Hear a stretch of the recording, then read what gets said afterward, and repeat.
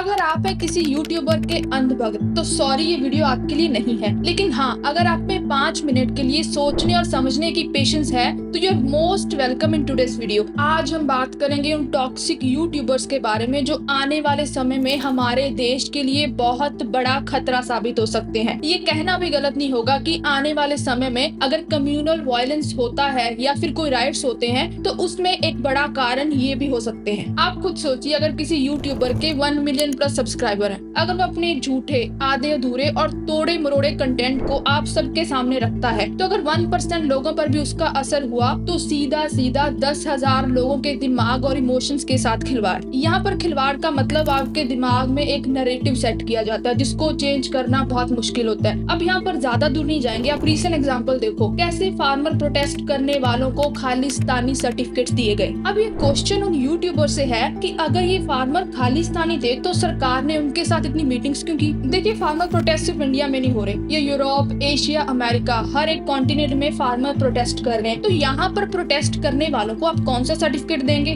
Same, Khalistani, separatist या कुछ और नया? देखिए, किसान तो किसान है, उसका ना तो कोई धर्म है ना कोई कास्ट। सैडली ये बात हम आज तक समझ नहीं पाए। ये बायस न्यूज चैनल्स और अब तो टॉक्सिक यूट्यूबर भी प्रोपेगेंडा और नैरेटिव सेट करने की कोशिश कर रहे हैं और कांग्रेचुलेशंस, ये कोशिश सफल होती दिख रही है। आप खुद देखो, अगर कोई अपने राइट्स के लिए प्रोटेस्ट करने सड़कों पर उतरता है, जो कि हम सबका डेमोक्रेटिक राइट भी है, तो ये लोग उन्हें डिफरेंट सर्टिफिकेट्स बांटते हैं। किसी तरह से कोशिश यही रहती है कि प्रोटेस्ट को बदनाम किया जाए, ना कि सपोर्ट। नॉर्थ में कोई प्रोटेस्ट करे तो टेररिस्ट बोल दो, अगर पंजाब में से कोई छोटे से छोटा और बड़े से बड़ा प्रोटेस्ट हो आप उसे खालिस्तानी कह दो। साउथ में कोई हलचल हो तो उसे सेपरेटिस्ट बोल दो। नॉर्थ ईस्ट में कुछ हो तो आप उसको नक्सलवादी कह दो। Good job. एक सवाल आप सबसे भी है कि कल को अगर आप अपने राइट्स को बचाने के लिए प्रोटेस्ट करने सड़कों पर उतरते हैं और वहाँ पर अगर आपको कोई सेपरेटिस्ट बोल दे तो आपको कैसा लगेगा? कमेंट करके जरूर बताइएगा। इस सब में एक बहुत ही फेमस कोट याद आती है जो मार्टिन निमोलर ने हिटलर के टाइम लिखी थी।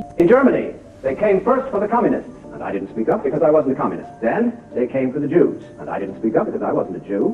Then they came for the trade unionists, and I didn't speak up because I wasn't a trade unionist. Then they came for me, and by that time nobody was left to speak up. ये so called YouTubers अपनी convenience के according data को तोड़ मरोड़ कर आप सबके सामने रखते हैं और एक नैरेटिव सेट करते हैं। आप खुद सुनिए इस वीडियो को। जो ड्रोन्स पुलिस इन प्रोटेस्ट को मॉनिटर करने के लिए उड़ा रही थी, उन ड्रोन्स पर भी हमला किया जा रहा है। अनरीजनेबल लोगों से समझौता करेंगे तो वो अनरीजनेबल।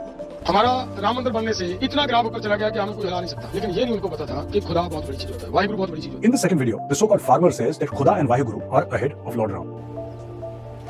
Wait a minute.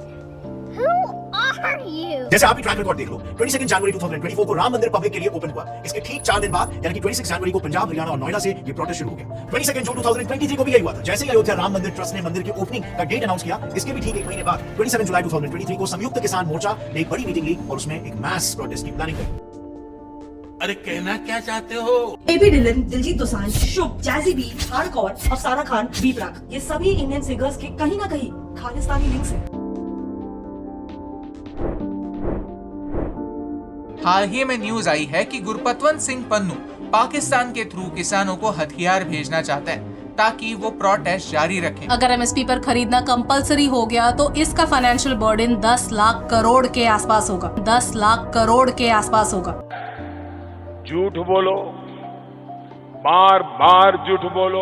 देखिए कितने अच्छे तरीके से फॉल्स इन्फॉर्मेशन फैलाई जा रही है और एक नैरेटिव सेट करने की कोशिश की जा रही है। आपके 5 मिलियन प्लस सब्सक्राइबर हैं, क्या आपकी कोई रिस्पॉन्सिबिलिटी नहीं है लोगों के प्रति, या फिर आप सिर्फ व्यूज के लिए कर रहे हो? देखिए, एक होता है कि रिसर्च और एडिटिंग में कोई मिस्टेक हो जाए जो कि सबसे होती है, वो एक्सेप्टेबल भी है, लेकिन यहाँ पर तो पूरे फार्मर प्रोटेस्ट को डिफरेंट एंगल दे दिया गया। अब आप ये भी देखो कि कैसे बयानों को तोड़ मरोड़ कर आप सबके सामने पेश किया जाता है। पहले संयुक्त किसान मोर्चा था, ये संयुक्त किसान मोर्चे का आंदोलन नहीं है। सीरियसली, आधी स्टेटमेंट, पूरी स्टेटमेंट कौन दिखाएगा? पहले संयुक्त किसान मोर्चा था, ये संयुक्त किसान मोर्चे का आंदोलन नहीं है। लेकिन जिनका भी आंदोलन है ये पहले भी हमारे साथ थे और हम आज भी इन किसानों के साथ रहे हैं। वैसे इनकी फार्मर प्रोटेस्ट की सारी वीडियो को रोस्ट किया जा सकता है, वो भी लॉजिकल पॉइंट्स के साथ। कमेंट करो अगर आपको इनकी लॉजिकल पॉइंट्स के साथ रोस्ट वीडियो देखनी है तो। देखिए ये तो सिर्फ एक ही यूट्यूबर है, ऐसे और भी हैं, लेकिन ऐसे नैरेटिव सेट क्यों किया जाता है? कारण क्या है? देखिए कारण कोई भी हो सकता है, पर्सनल, पॉलिटिकल, या फिर ये भी हो सकता है कि ये खुद ही किसी के ब्लाइंड फॉलोअर हों। और एक इंटरेस्टिंग बात पता क्या है, ये अपनी वीडियोस में अक्सर डेमोक्रेसी बचाने की बात करेंगे, रूल ऑफ लॉ बचाने की बात करेंगे, लेकिन क्या इनको पता भी है कि रियल सेंस में डेमोक्रेसी क्या है, रूल ऑफ लॉ क्या है? ये आप हम सबको समझना पड़ेगा कि ये प्रोटेस्ट ही हमारे देश की डेमोक्रेसी को जिंदा रख रहे हैं। लेकिन हाँ, अगर आपको इन सबसे कोई फर्क नहीं पड़ता, या फिर आपको लगता है कि प्रोटेस्ट नहीं होनी चाहिए क्योंकि इससे हमारे इंडिया की इमेज खराब होती है, तो सच में हमारे देश का फ्यूचर, हमारी डेमोक्रेसी सब कुछ खतरे में है। जब तक हम अपने दिमाग में क्वेश्चन करने की गुंजाइश रखते हैं, तब तक ही हम एक अवेयर सिटीजन है। देखिए यूट्यूब पर इतना इन्फॉर्मेशनल कंटेंट है, हम अक्सर यूट्यूब वीडियो देखकर अपना पॉइंट ऑफ व्यू बना लेते हैं। हम में से आई थिंक बहुत कम लोग होंगे जो वीडियो में दिए जा रहे फैक्ट्स को क्रॉस चेक करते होंगे। कभी भी किसी यूट्यूबर के ब्लाइंड फॉलोअर मत बनिए। कोई भी कंटेंट अगर यूट्यूब पर आता है तो इसको एक बार क्रॉस चेक जरूर करिए, स्पेशली व्हाट्सएप यूनिवर्सिटी का, जो ज्यादातर हमें मिसगाइड कर रहा होता है। इस चैनल के जरिए देखिए हमारी भी यही कोशिश रहती है कि आप सबके सामने एक वेल रिसर्च्ड कंटेंट रखें, लेकिन गलती की गुंजाइश तो हमेशा रहती है और आई थिंक इसको एक्सेप्ट करने में हमें शर्म भी नहीं आनी चाहिए। हालांकि सारे यूट्यूबर ही टॉक्सिक नहीं है, यहाँ पर कुछ जेन्युइन यूट्यूबर्स भी हैं जो कहीं ना कहीं सही इन्फॉर्मेशन आप सबके सामने पहुंचाते हैं। I respect and follow them. आप खुद देखिए कि कितने ऐसे जेन्युइन यूट्यूब चैनल्स हैं जो बिना कोई प्रोपेगेंडा सेट किए, बिना कोई नैरेटिव सेट किए अपनी यूट्यूब वीडियो डालते हैं। सोचिए, बहुत ही छोटी लिस्ट है, क्योंकि अक्सर सच बोलने पर उनके यूट्यूब चैनल,